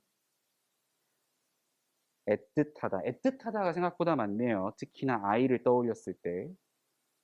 또 어떤 아이를 떠올리면 열받기도 한데 애정어리기도 한 양가적인 감정을 경험하시는 분도 계시고요. 마음 내키지 않는 그럴 수 있죠. 어떤 상황이었을지 모르겠지만 엄마라고 해서 모든 걸 다 받아줄 수 있는 건 아니거든요. 우리도 마음 내키지 않을 수 있죠. 불편할 수 있죠. 기분 상할 수도 있고요. 나도 사람인데 아무렴. 그런데 이 활동을 하시면서 저는 어머님들께서 내가 이렇게까지 다양한 결의 감정을 느끼고 있구나를 한번 음미해 보셨으면 좋겠어요. 그냥 나는 뭐 보통 이러거든요. 기분이 어떠세요? 하면 괜찮아요. 평온했어요. 아무렇지 않았어요. 그런데 아무렇지 않은 분은 없어요. 세상에. 긍정적인 감정과 부정적인 감정을 모두 경험하는 게 지극히 자연스러운 거고요. 다만 오늘 우리는 그 감정을 좀 더 세분화해서 함께 작업을 해보는 거죠. 지금 보니까 가나다도 완전히 가나다가 이렇게 세로로 되어 있네요. 네. 달콤하다는 표현은 어떤 감정일까요? 그렇죠. 이렇게 표현을 안 하고 오늘 감정이 어때? 그러니까는 솜사탕 같다고 그래갖고 내가 그것도 뭐야? 이러고 무시해버렸었는데 이게 지금 다 달콤하다고 좀 비슷한 거. 굉장히 좋은 지적을 해주셨는데요. 제가 여기서 드리는 팁 두 가지는 첫 번째는 이 감정을 포착하는 단계에서 정확한 단어의 의미를 몰라도 상관은 없습니다. 그게 아이들이 예를 들어서 여기서 아연실색한 모를 수 있어요. 그런데 그 단어의 의미를 막 우리가 뭐 국어 시간이 아니기 때문에 단어의 의미를 설명할 필요는 없다. 첫 번째, 아이들에게 있어서는. 그런데 엄마가 이해하기가 힘든 감정들. 예를 들어 여기 달콤한 여기 어디 있었죠? 이쪽, 네. 달콤한이 가나다. 너무, 제 팔이 짧군요. 네. 저 위에 달콤한이 있는데 어떤 아이가 오늘 기분이 어때? 라고 하니까 솜사탕 같다고 했대요. 아마 달콤한이랑 비슷한 거였겠죠? 그러면 저는 이렇게 물어볼 거예요. 솜사탕 같다는 건 어떤 의미니? 솜사탕 같은 기분을 어떤 때 느꼈어? 그때 너 뭐 하고 있었어? 아, 그때 어떤 생각이 들었어? 그래서 제가 어머님들 활동에서도 어떤 상황에 행동이죠? 어떤 생각을 했고, 그래서 기분이 어땠는지를 물어보는 거예요. 그런데 이때 주의하실 거, 제가 학부모 연수, 학부모 상담할 때마다 모든 분들께 강조드리는 건데요. 절대선 안 될 한 가지 말이 있습니다. 왜라고 묻지 마세요. 제가 어머님들께 이거 하세요, 저거 하세요 라고는 말씀드리는데 하지 마세요는 딱 한 가지만 설명해 드려요. 왜라고는 하지 마세요. 그렇게 하는 순간 우리 아이들은 일단 첫 번째 방어적으로 변해요. 왜라는 단어 자체가 되게 공격적인 느낌이 있거든요. 어렵게 느껴지고. 그래서 어떤이라고 물어보시면 되세요. 그때 어떤 상황이었어? 뭐 하고 있었어? 아, 친구들이랑 놀고 있었구나. 그때 어떤 생각이 들었어? 아, 한석이가 그렇게 옷을 입고 와서 너무 웃겼구나. 그러면 솜사탕 같다는 건 웃기다는 뜻이야? 아, 그렇구나. 그럴 수 있죠. 웃겼다는 의미일 수도 있고, 즐거웠다는 의미일 수도 있고, 혹은 뭐 들떠서 그렇게 얘기한 걸 수도 있고, 아니면 지난번에 엄마랑 길 가다가 먹었던 솜사탕이 떠올라서 그때의 달콤한 추억을 얘기하는 걸 수도 있고, 물어보면 됩니다. 아이들에게. 그래서 오늘 우리가 첫 번째로 이 감정 포착하기에서 가장 중요한 포인트는 질문하는 거예요. 그럼 경험자일수록 이게 들어보고 만약에 제가 워낙 뭐지 다른 표현이 아니었을 때 예를 들어서 지금처럼 뭐 그냥 친구랑 놀았어라고 대답을 했잖아요. 그러면 그럼 그건 좀 즐겁다는 표현이 낫지 않아? 이렇게 말해주는 게 맞는 거야? 아니면 그럼 그 감정을 이해해서 그냥 넘어가는 게 맞는 거예요? 그 중간 지점을 저는 설명드리고 싶어요. 저희가 어떻게 했을 것 같냐면, 아, 즐거웠다는 뜻이구나. 그런데 초등학교 1학년 아이한테 글쎄, 엄마가 볼 때는 그거는 솜사탕 같다보다는 즐거웠다라는 표현이 좀 더 적절한 것 같은데 너무 어려워요. 약간 취조하는 듯한 느낌이 들어서 우리가 이 감정 코칭에서 중요한 거는 아이의 감정을 그대로 읽어주시고 그리고 나서 저학년일수록 좀 더 다양한 표현을 알려주는 건 필요하겠지만 정정을 해줄 필요까지는 없어요. 왜냐하면 우리 아이가 느낀 게 솜사탕인데 솜사탕을 부인하는 거거든요. 그거 아니야, 그거 아니야, 그건 즐거운 거야. 그 순간 아이는 자기의 감정을 읽어주는 게 아니라 오히려 부인당하는 경험이 될 테니까 아, 즐거웠단 뜻이구나. 근데 애가 아니야, 아니야, 엄마 솜사탕이야. 그러면 그냥 받아들이시면 돼요. 아, 솜사탕 같았구나.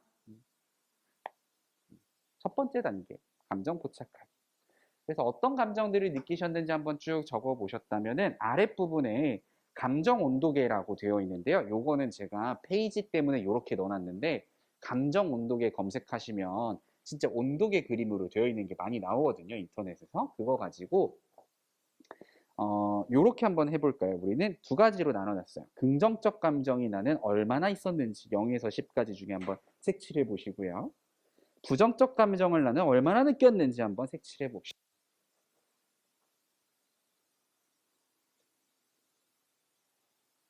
이건 뭐 시간이 오래 걸리진 않으시겠죠. 색칠하는데.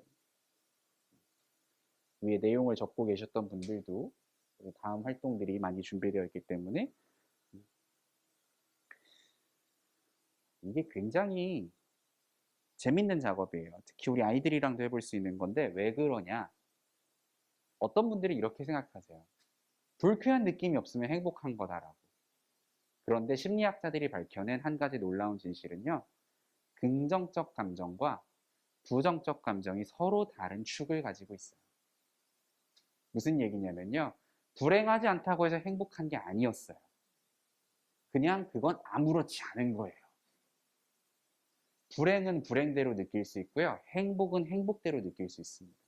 그래서 어머님들 쓰신 거 보더라도 애틋하고 고통스럽고 힘든데 어딘가에 즐거운 감정들이 써 있거든요. 그래서 얘네들이 하나의 축에서 서로 뭐 행복이 6이니까 불행은 4 이게 아니고요. 행복은 행복대로 불행은 불행대로 긍정은 긍정대로 부정은 부정대로 별개로 나간다는 걸 제가 보여드리고 싶었던 거예요. 그럼 아마 어떤 분들은 둘 중 하나가 더 높은 분들이 있을 거고요. 또 어떤 분들은 둘 다 낮은 분들도 계실 거예요. 그분들이 어떤 분들이냐면 평소에 내 감정을 잘 인식하지 못하는 분들인 거예요. 긍정적 감정도 적고 부정적 감정도 적다면 나는 평소에 내 감정을 잘 인식하지 못하고 있었구나. 아까 우리 자기 인식에 대한 부분이 부족했구나. 그런데 긍정적 감정이 많다면 좋겠죠. 그런데 부정적 감정이 많다. 그렇다고 해서 문제가 되느냐? 그렇진 않아요. 비율이 중요합니다. 긍정적 감정이 10인데 부정이 한 8, 9 돼요. 둘 다 많잖아요. 그럼 살아요. 긍정적인 감정을 가지고 있으니까. 그런데 부정적 감정이 높으면서 긍정적인 게 없을 때 우리는 우울증이 되는 거예요. 그래서 긍정과 부정은 별개의 축이고 이 둘의 균형이 중요하다. 긍정적인 일이 있고 부정적인 일이 있으면 버틸 수 있다. 그런데 부정적인 일만 많고 긍정적인 경험이 없다면 그때 삶이 힘들어지는 거예요.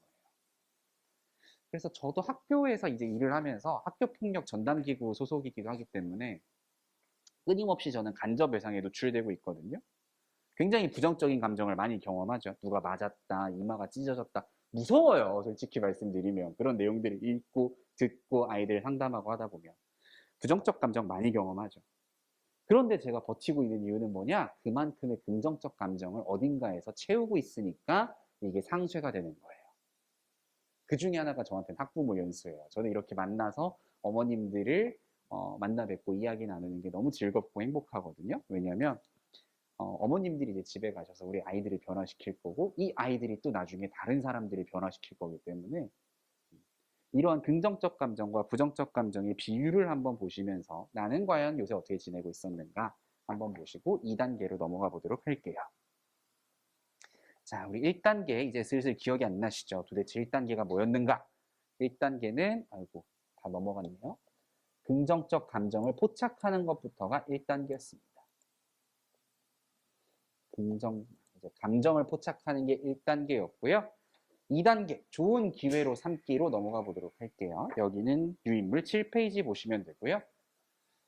자, 무슨 말씀을 드리는 거냐면 우리가 결국에는 이 좋은 기회로 삼는다는 건 아이들과 좋은 관계를 유지하기 위한 기회라는 거예요. 아, 얘가 어떤 감정을 드러내고 있다. 그거를 이제 포착을 했죠. 지금 기분이 어때? 물어봤고 솜사탕 같아요. 라고 한다면 아, 이 솜사탕을 가지고 내가 아이와의 관계를 어떻게 이끌어 나갈 수 있겠구나.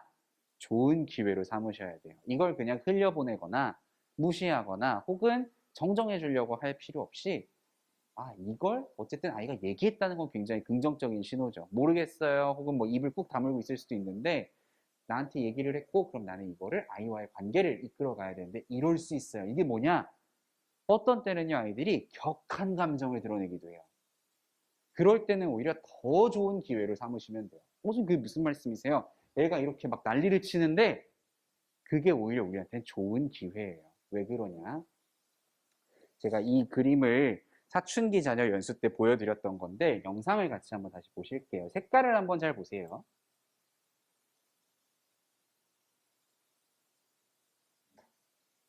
색깔이 어떻게 변하던가요?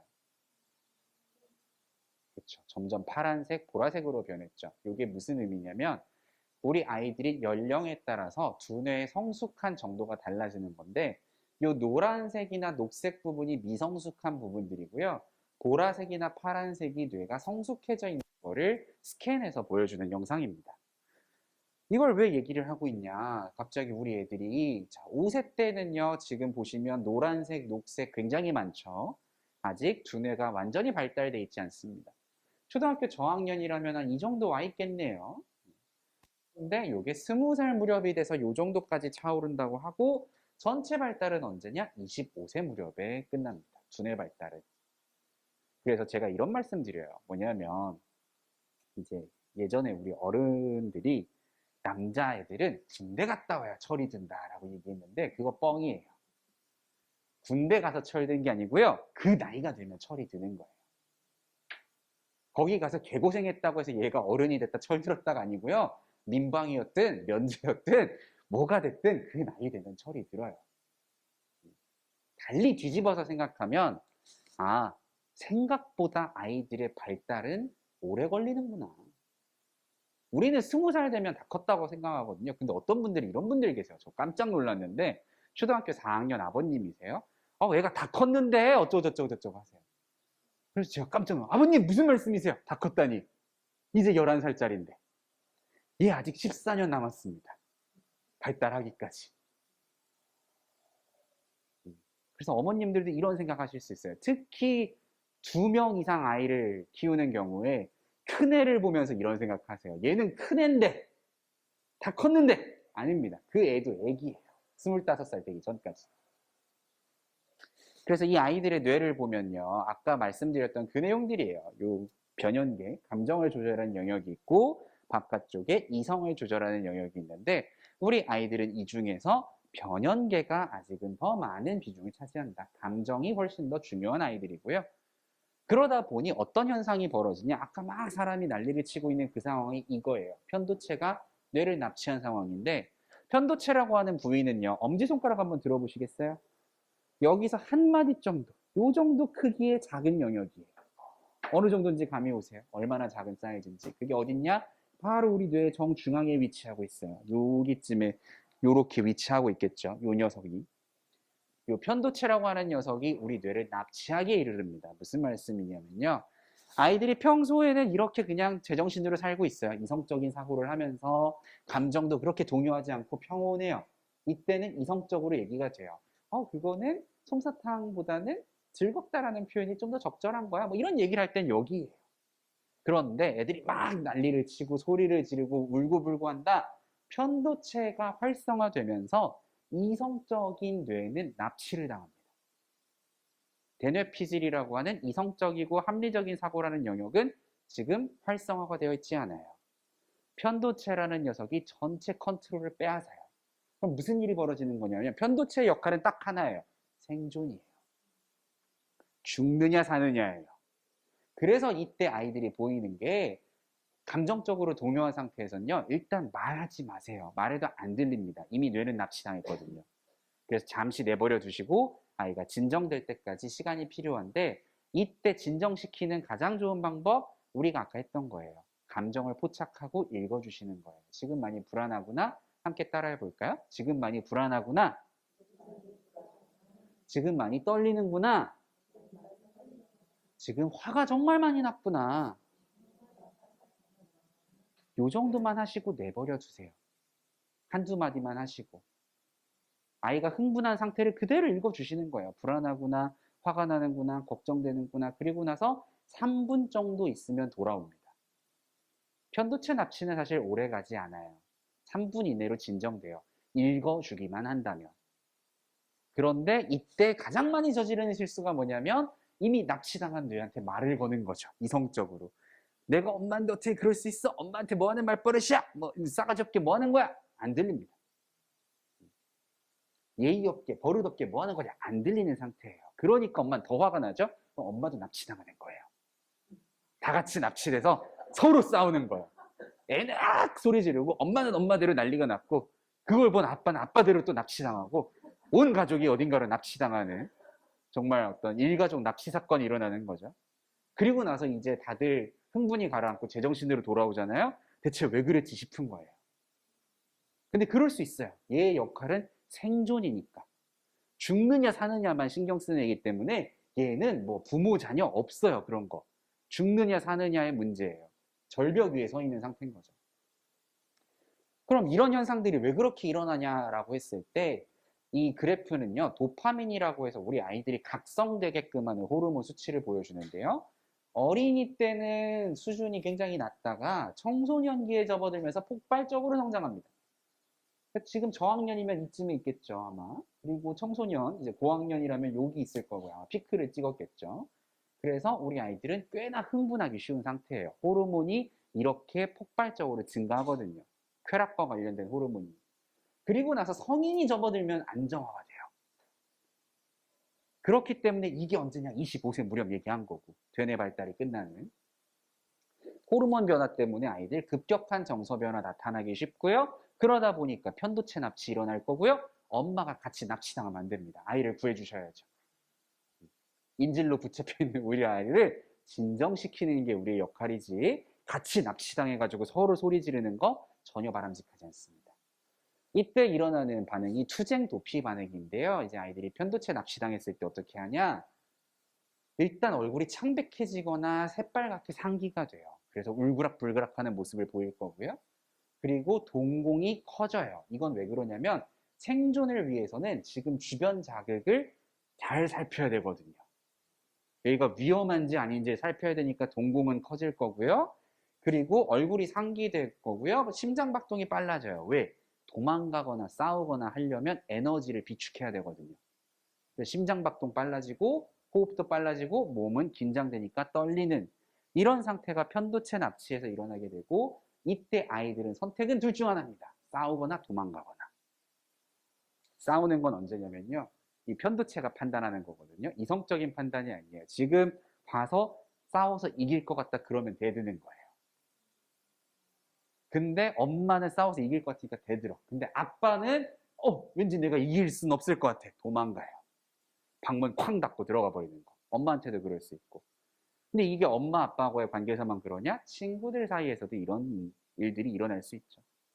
그래서 이 투쟁 도피 반응이 일어난 이 아이에게 우리가 해줄 수 있는 거 다시 한번 해볼까요? 지금 불안하구나. 지금 많이 떨리는구나. 지금 많이 걱정되는구나. 그리고 내버려 두세요. 그러면은 다시 돌아옵니다. 이성적인 평소 우리 아이 모습으로. 그런데 이 납치된 상태의 아이들은 심리학자들이 뭐라고 표현하냐면 파충류의 뇌라고 부르거든요. 뱀이랑 별반 다르지 않아요. 뱀한테 말을 아무리 해봐야 들리지 않겠죠?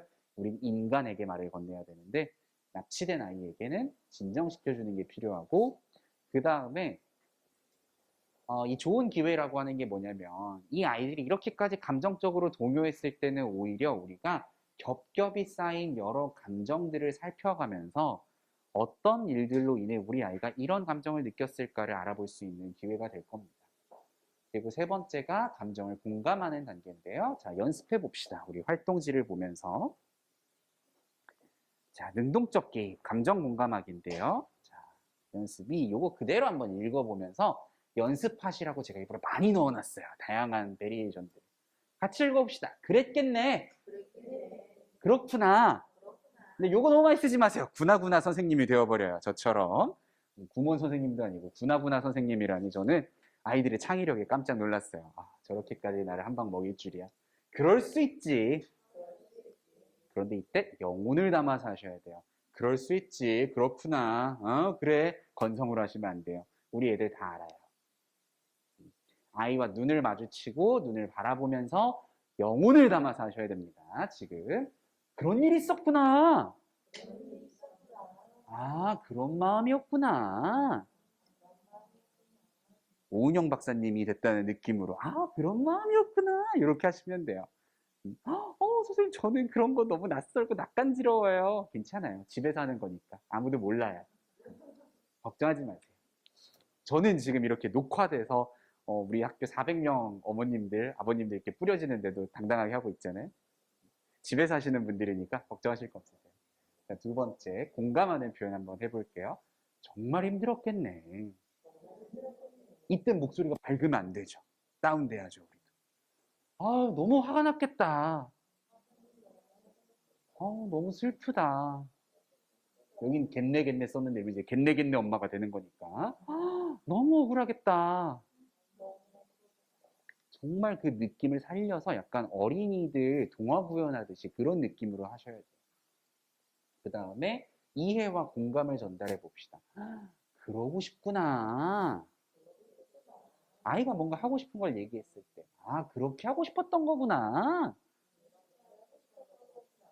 근데 지금 제 목소리 한번 들어보시면 정말 이해됐다는 느낌이 드시죠? 아, 그러고 싶었던 거구나. 정말 호기심을 가지고 영혼을 담아서 하셔야 돼요. 근데 이게 우리도요, 지치면 영혼이 안 담겨요. 무슨 말씀을 드리는 거냐면, 제가 학교 폭력 업무를 잔뜩 처리하고 오후에 상담을 가면은, 다시 구나구나 선생님이 되어버려요. 영혼이 없어지고 눈에 초점이 풀린 상태로 아이들을 만나다 보니까, 좀 많이 미안하더라고요, 그날. 그래서 다시 또 집에 가서 마음을 비워내고 가다듬고 다시 영혼을 채워서 내가 우리 아이들을 만나야겠어 하고서 지난 주말에 대전 빵축제가 열려가지고 거기 갔었는데 노라조가 왔었거든요. 노라조 노래 중에 빵이란 노래가 있어요. 그래서 빵축제에 빵을 부르러 온 가수를 보며 너무 신난다. 영혼을 가득 채우고 와서 지금은 이렇게 열심히 할 수 있습니다. 그런 생각을 하고 있었구나. 너무 심했죠? 네, 연기 톤으로 가면 안 됩니다. 적당하게 템포를 조절하면서 정말 슬픈 일이야. 정말 놀라운 일인걸? 그런데 이걸 너무 그대로 하시면 약간 교과서적인 느낌이 나니까 상황에 맞춰서 정말 화가 났겠다. 특히나 요거 언제냐면 아이들이 억울한 상황을 표현할 때 요런 식으로 해주시면 돼요. 그런데 잘못하는 분들이 뭐냐? 그건 네가 잘못했지. 담임 선생님이 똑바로 하셨네. 그건 친구가 한 게 맞지. 아니에요. 일단은 요게 돼야 편도체 납치가 안 되고요. 요게 된 다음에야 그런데 다음에는 이렇게 해보자가 되는 거예요. 뒤이어서 나올 4단계, 5단계에서 이제 우리가 조언하고 뭐 이런 것들 하시면 되거든요. 지금은 아직 아니에요. 네가 짜증이 날 만도 하지. 나라도 그랬을 것 같아. 혹은 엄마라도 그랬을 거야. 희한하네요. 어머님들인데도 왠지 엄마가 되니까 갑자기 목소리가 줄어드는. 하지만 우리 아이들과 함께 할 때는 잘 하실 거라고 믿습니다. 그런 마음이 들었을 수 있지. 그런데 이 표현들 지금 읽어보시면서 어떤 느낌이 드세요? 우리 감정 목록 한번 살펴보시면서 우리 다양한 표현을 써봐야 되니까 한 분씩 한번 얘기해 볼까요? 우리 감정을 최대한 활용해 보는 시간이니까 어떤 마음이 드세요? 읽어보시니까. 자, 이렇게 나오죠. 이제 어떤 마음이 드세요? 어떤 느낌이세요? 했을 때 생각을 얘기하잖아요. 그러면은, 아, 평소에 많이 쓰는 말들이셨군요. 그래서 기분이 어떠세요? 라고 다시 물어보십시다.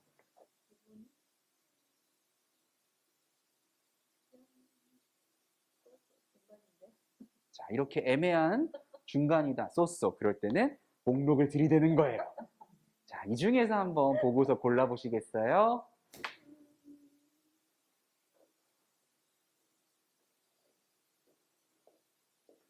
자, 지금이 중요한 거예요. 시간을 충분히 주세요. 독촉하지 마세요. 모를 수 있거든요. 엄마들도 이게 어려운데 우리 애들은 오죽하겠어요? 그래서 일단 시간을 좀 더 드리고 어머님은 어떠셨어요? 어떤 마음이 드세요?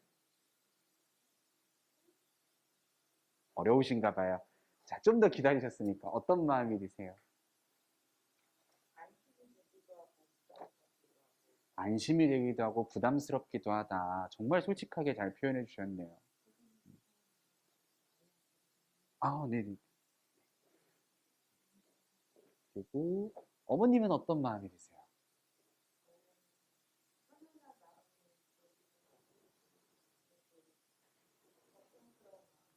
편안하면서도 걱정스럽다. 지금 대체적으로 양가적인 감정들을 느끼고 계시네요. 어머님은 어떤 마음이 드셨어요? 미안한 마음이 드셨어요. 아, 아마도 내가 이렇게 하지 못했던 지난 날들을 떠올리셨나 봐요. 어머님은 어떤 마음이 드세요? 하나라도 느끼는 이해받는 이해받는 듯한, 그리고 하나라고 느끼는, 그렇죠. 이렇게 얘기해 준다고 하면 정말 엄마가 내 마음을 이해해 주고 있구나라고 느껴질 것 같아요. 물론 이렇게 하기가 부담스러울 수 있죠. 아직은. 어머님은 어떠셨어요? 것이 가능하지 못했던 것들에 대한 미안함도 있고요. 또 음, 기분 좋게 놀라 이런 다양한 표현으로 고발하거나 음, 반응할 수 있구나. 이렇게 놀랍니다. 그렇죠. 오늘 우리 정말 다양한 표현 쓰고 있죠? 기분 좋게 놀란. 그냥 놀란 게 아니라 굉장히 좀 즐거운, 긍정적인 놀람. 어머님은 어떠셨어요? 진정되는, 그렇죠. 아이의 마음을 읽어주니까 우리 아이가 납치당하지 않을 수 있겠구나. 자, 다시 돌아왔습니다. 어머님은 마음이 어떠셨어요? 그냥 뭐 서로 중요한 마음을 인정받고 인정해주는 인정받는 듯한. 어머님은 어떠셨어요? 애정 어린. 지금 이런 식으로 우리가 연습을 하면서 제가 보여드린 걸 그대로 하시면 되세요. 지금 마음이 어떠세요? 했을 때 생각을 얘기하기가 쉽거든요. 그러면은 일단 그것도 반영해 주세요. 아, 그런 생각이 드셨군요. 그래서 지금 기분은 어떠세요? 다시 물어보면 돼요. 근데 여기서 이제 실수하는 거. 그건 생각이고 그거 말고 감정을 말하라고 이러면 안 돼요. 반영해 주세요. 생각도 중요한 거니까. 그런데 잘 모르겠어요. 쏘쏘 그저 그래요. 아, 그렇군요. 그럼 여기서 한번 골라볼까요? 하고서 시간을 충분히 주세요. 모를 수 있죠. 어렵잖아요. 우리가 이 표가 없었다면은 기분 좋게 논란이란 표현을 떠올렸을 리가 없거든요. 평상시에 쓰는 말들이 아니기 때문에. 그래서 아이하고 할 때는 감정카드 활용하시면 좀 더 쉬울 겁니다. 그림이 있기 때문에. 자, 그 다음에 세 번째 연습으로 넘어가 보도록 할게요. 자, 이제 문제가 나왔습니다. 다음 아이와 부모 간 대화를 읽고 물음에 답해 봅시다. 상황 1. 빈칸에 들어갈 말을 떠올려 봅시다. 우리 연습했던 거 활용해 보는 거예요. 아니, 내가 그러려고 그랬던 건 아닌데, 어떻게 하다 보니까 그렇게 된 걸 어떻게 고학년쯤 된 것 같죠? 애가 말을 좀 잘해요. 자, 이때 부모는 뭐라고 얘기할 수 있을까요? 우리 평소 모습 떠올려 보세요. 뭐라고 하셨을 것 같아요? 오늘 연수 이전의 모습들. 그렇죠. 이렇게 논리적이고 이성적이고 아이의 감정은 배제된. 아니, 그걸 아는데 그래? 뭐 이런 느낌인 거죠. 아니, 네가 잘못한 걸 알면서 그러면 그건 네 잘못이지. 그런데 오늘 어떻게 달리해 볼 수 있을까요? 여기서 드러나는 감정을 한번 포착해 봅시다. 뭘까요? 아이의 감정. 그러려고 그랬던 게 아닌데, 이때 어떤 느낌일까요? 속상할 수 있고, 후회될 수도 있고, 어떻게 하다 보니 그렇게 된 걸 어떻게, 여기는 뭘까요? 그렇죠. 억울하고 후회되고 죄책감을 느끼거나 이런 것들이 있겠죠. 아마 화가 나기도 했을 것 같고. 그러면 우리는 뭐라고 얘기해 볼 수 있을까요? 이 감정들을 넣어서 속상하고 억울하고 죄책감 느끼고 후회되는 거. 아, 지금 많이 속상하구나. 아, 그래서 네가 많이 억울했겠구나. 같이 한번 해볼까요? 아, 그래서 네가 많이 억울했구나. 음, 느낌이 전혀 다르죠. 그걸 알면서 그래가 아니라 그건 나중에 하셔도 돼요. 이따 나옵니다. 걱정하지 마세요. 막 뭔가 우리는 어른으로서 교정해주고 알려주고 바른 길로 가야 되는 그런 의무가 또 있거든요. 그것도 할 겁니다. 근데 일단은 아이의 마음을 열고 들어가야 그게 돼요. 여기서 그걸 아는데 그래 이러는 순간 아이는 귀를 닫을 거기 때문에 두 번째 상황 밑줄 친 A를 한번 다른 표현으로 바꿔봅시다. 아니 이게 내 잘못이야? 아까랑 비슷하죠? 난 도대체 내가 왜 이런 일을 당해야 되는지 모르겠어. 뭐 친구들한테 따돌림을 당했던지 혹은 선생님이 어떤 부당한 대우를 했다고 느꼈나 봐요. 자, 평소 우리 모습입니다. 그건 네 잘못이 맞지. 그럴 땐 그렇게 할 게 아니라 엄마가 몇 번을 얘기했어. 아, 정말 이렇게 써야지. 그럼 애가 이렇게 얘기하죠. 아니, 내가 잘못했다고? 우리 엄마 맞아? 대체 나한테 왜 그래? 이 아줌마 이상한 사람이야. 뭐 아줌마? 너 이 자식이 말 다 했어? 난리가 나는 거죠. 어떻게 바꿀 수 있을까요? 네 잘못 맞지. 그럴 땐 그렇게 할 게 아니라 이렇게 했어야지가 아니라, 자, 첫 번째 감정을 포착합시다. 뭘까요? 이게 내 잘못이야? 억울하겠죠. 아까랑 비슷하죠. 왜 당해야 되는지 모르겠어. 화도 날 거고, 속상하고, 당황스러울 수도 있을 거고, 다양한 감정들이 아마 섞여 있겠죠. 그러면 우리는 어떻게 얘기해 볼 수 있을까요? 많이 속상했구나, 억울했구나, 화가 났구나, 그래서 네가 많이 힘들었겠구나. 네가 왜 그런 일을 당해야 되는지 모르겠는데, 요 마지막 그대로 읽으시고, 왜 그런 일을 당해야 되는지 모르겠는데 그렇게 됐다니 너무 속상했겠다. 그럼 엄마가 정말 내 얘기 잘 듣고 있는 것처럼 느껴지죠. 제가 이제 그대로 대화하듯이 한번 해볼게요. 아유, 네가 그런 일을 왜 당해야 되는지도 모르겠는데 그런 상황이 되었다니 너무 속상했겠다. 네 잘못이 아닌 것 같은데 네가 그런 일을 겪어서 너무 억울했겠다. 엄마라도 그랬을 거야. 너무 속상했을 것 같아. 그러면 아이가 당황하죠. 평소 엄마가 아니거든. 우리 엄마가 왜 그러지? 그럼 이제 그 다음에 다음 단계로 우리가 이어질 거니까요. 자, 또 다른 연습 문제입니다. 다양한 것들 제가 준비해 왔는데요. 그래서 마음이 좀 급해지네요. 자, 아이와 부모 간 대화를 읽고 열린 질문으로 한번 물어볼게요. 있잖아, 나 오늘 학교에서 엄청난 일이 하나 있었다? 그러면 이때 많은 엄마들이 일단 뭐 설거지 중이었다, 청소 중이었다. 그럼 나중에 얘기해. 큰일 납니다. 아이가 마음을 더 이상 열지 않아요. 그 다음에 알았어. 단정시키는 거죠. 그런데 열린 질문은요. 예, 아니요가 아니라 어떤 이라는 단어를 넣으시면 돼요. 자, 그럼 어떻게 물어볼 수 있을까요? 아이에게 궁금증을 가지고 이 대답을 이끌어내려면. 그렇죠. 이제 어머님들이 감을 잡으셨네요. 어떤 일이 있었어? 무슨 일이 있었어? 더 자세히 얘기해 줄래? 호기심을 가지고. 어떤 일이 있었어? 그랬구나. 그래서 여기도 이번에 이제 아예 감정이 좀 드러나죠. 아니, 우리 반에 한성이가 막 다른 애한테 뭐라고 그러는 거야. 여기는 아마 아이가 어떤 느낌일 것 같으세요? 이 상황에서 우리 아이는 어떤 느낌을 느꼈을까요? 다른 친구가 다른 뭔가 애를 좀 이렇게 괴롭히고 있는 상황. 그걸 본 우리 아이는 아마도 뭔가 좀 화가 나지 않았을까요? 좀 분노하지 않았을까요? 대체 왜 저러는 건가 싶고. 그래서 내가 가서 말렸다. 그러지 말라고. 그럼 이때 우리가 할 거는 마지막 말을 다시 한번 반영해 주시면서 그래서 가서 말렸구나. 그걸 보는 너는 정말 화가 났었겠다. 혹은 이 부분에 초점을 맞춘다면 그래서 가서 말렸구나. 친구를 도와줘서 정말 뿌듯했겠다.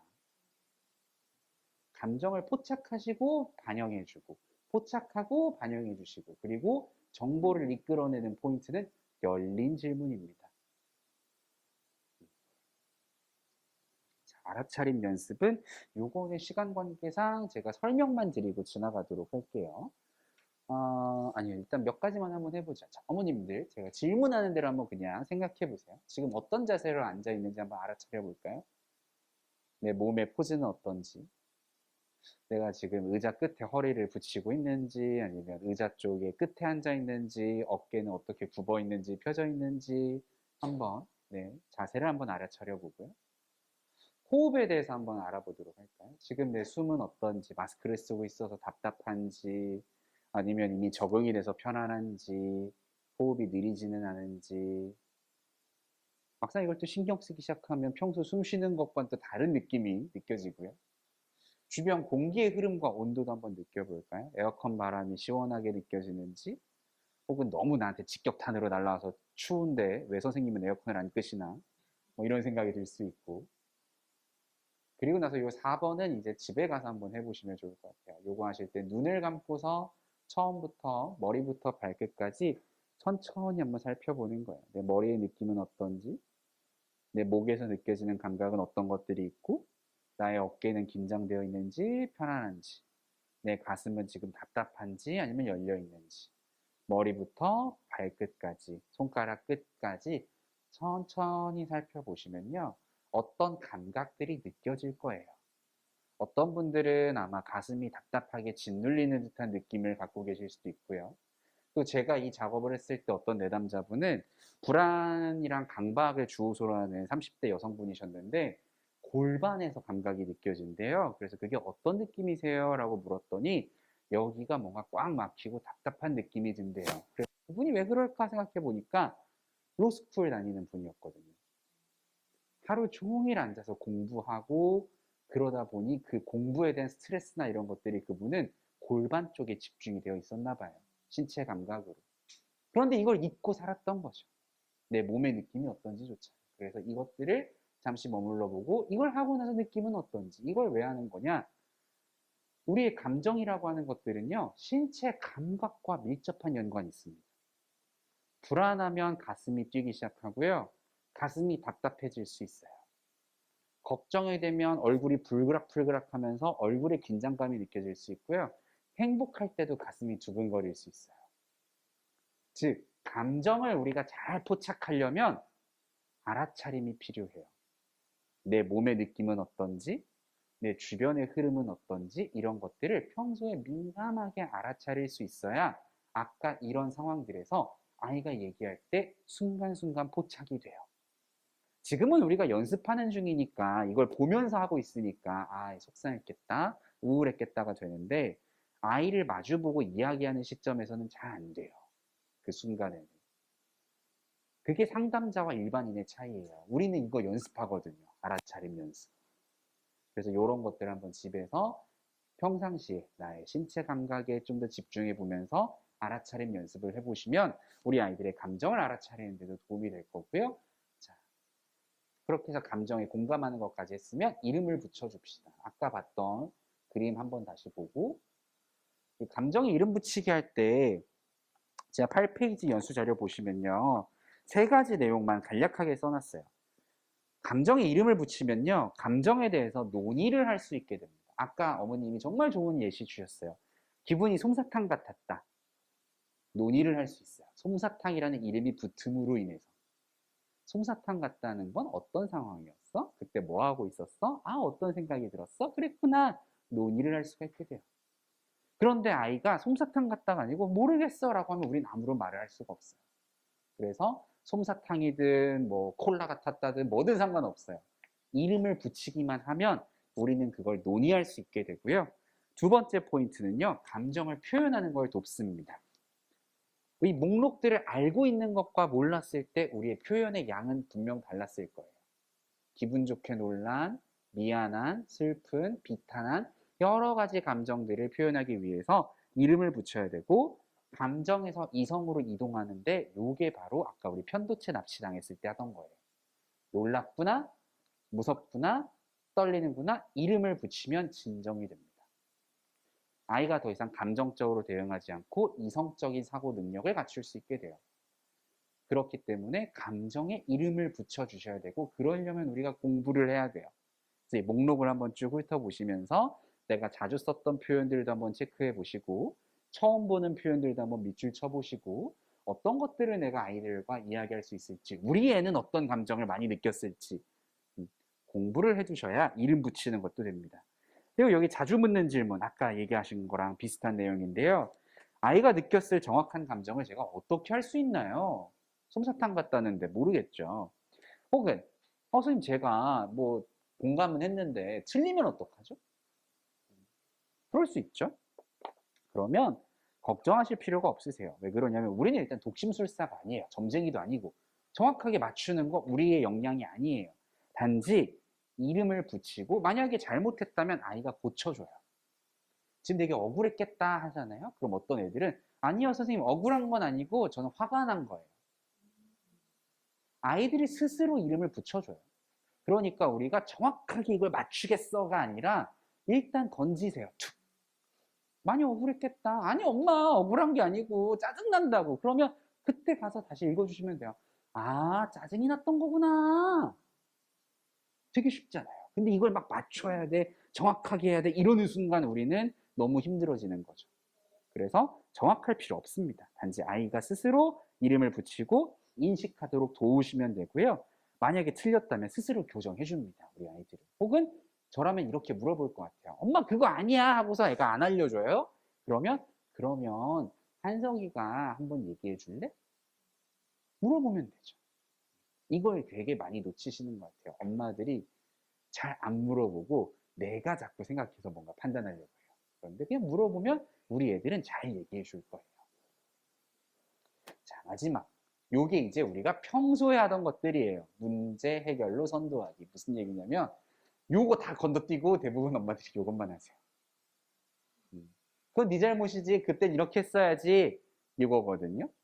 근데 요 작업이 선행 작업이 있어야 이게 먹혀요. 그래서 그동안에 아무리 얘기해도 우리 애들은 똑같은 실수 또 했을 거고요. 다음번에 또 똑같은 걸로 나한테 혼나고 선생님한테 혼나도 또 그러고 있어요. 그럼 이제 이런 생각이 드는 거죠. 우리 애가 지능이 떨어지나? 왜 저러나? 내 말을 안 듣는 건가? 아이의 마음이 닫혀 있어서 그랬던 거예요.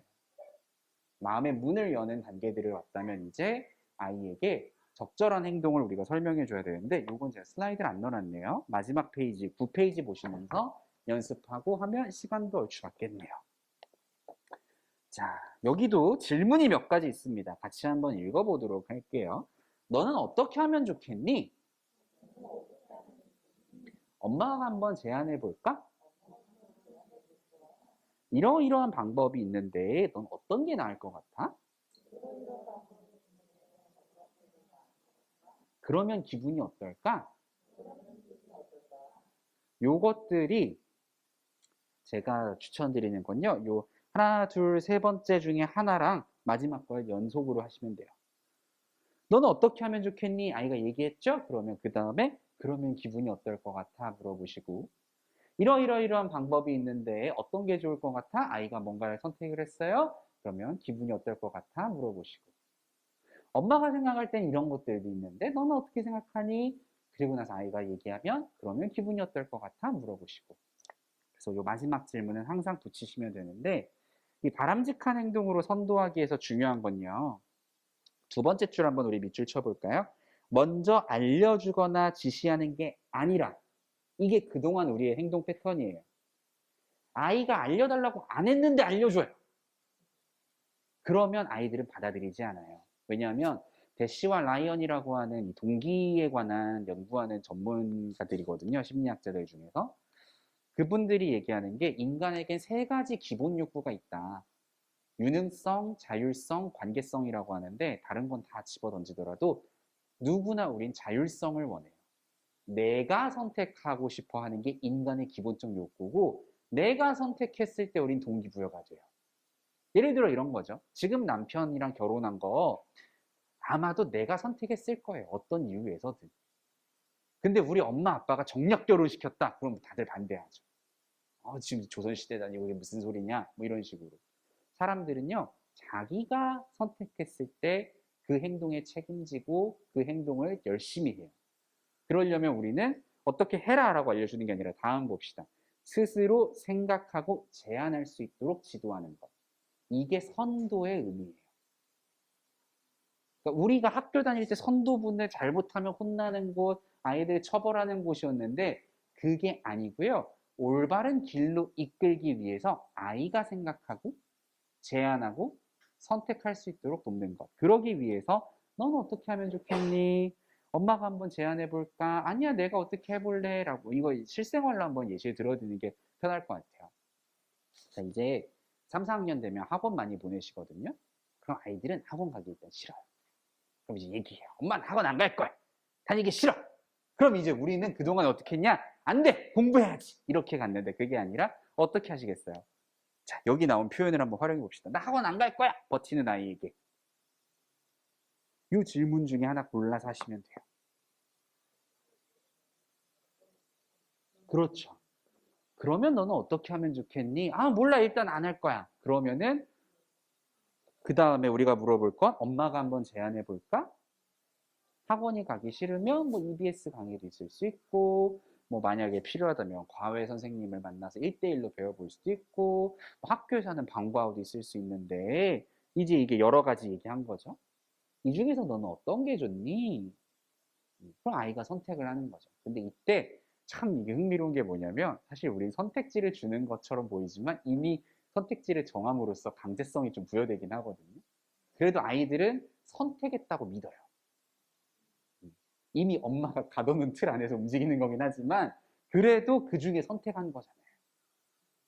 그냥 학원 가 이거랑 방과후도 있고 뭐도 있고 뭐도 있는데 너는 어떤 게 좋니? 그러면 얘기하겠죠. 그 다음에 우리는 하나? 그러면 기분이 어떨 것 같아? 그럼 대부분 좋아하겠죠. 학원을 안 가면. 물론 학원 대신에 다른 걸로 또 고통받는다는 걸 모를 뿐이지만. 그래서 이 전 단계에서는 이제 아이들의 학원 안 갈 거야. 그러면은 감정 포착하죠. 지금 얘가 뭔가 실망했거나 짜증났거나 너무 짜증이 났구나. 무슨 일 있었니? 뭐 물어보시고. 자, 이제 마지막 연습 6 보시면 1단계에서 5단계를 쭉 이어서 우리가 적용해 보는 것까지 되어 있습니다. 제가 정말 이거 고민을 많이 했어요. 지난번 피드백에서 실습을 너무 안 했다. 이게 머리로는 알겠는데 집에 가서 하려니 적용이 안 된다 하셔가지고 자, 같이 한번 해봅시다. 1단계 감정 포착하기부터 천둥이 치고 있어요. 머릿속으로 한번 상황을 떠올려 보세요. 아이가 갑자기 방문을 열고 방으로 들어왔습니다. 이때 아이의 얼굴을 보아하니 겁에 질린 듯한 표정을 짓고 있어요. 이때 아이에게 우리는 어떻게 얘기할 수 있을까요? 한번 적어 보시고요. 겁에 질린 듯한 표정을 짓고 있는 아이. 다들 우리 아이들을 향해서 혹시 우리 애가 저기 있나? 우리 애 딸이 있나? 우리 아들이 있나? 너무 예쁘죠? 그 다음에 2단계 좋은 기회로 여기는 거. 이때는 우리의 태도가 중요한 거죠. 아이가 고개를 끄덕이고 있어요. 그러더니 갑자기 울음을 터뜨리고 있어요. 놀란 마음이 쉽게 진정되지 않았는지 계속해서 큰 소리로 울고 있는 아이를 바라보며 우리는 어떤 마음가짐을 가져야 될까요? 한번 떠올려 보시고 이제 머릿속에서 그려지시죠? 한 번쯤은 겪어보셨을 법한 상황들이에요. 자, 3단계는 요 작업의 이름을 한번 떠올려 봅시다. 갑자기 우당탕탕 쿵 하고 큰 소리가 나서 너무 무서웠어요. 그랬구나. 큰 소리가 나서 많이 무서웠구나. 그래서 어떻게 했니? 요게 어떤 작업을 하고 있는 건지.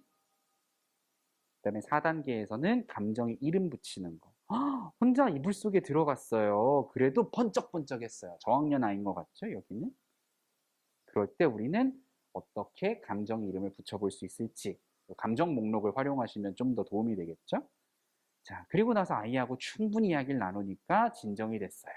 그럼 이때 우리는 아이에게 어떻게 이야기를 할 건지 마지막 5단계까지 적용해 보시면 감정 코칭 1단계부터 5단계까지가 이제 머릿속에 들어오지 않을까 싶습니다.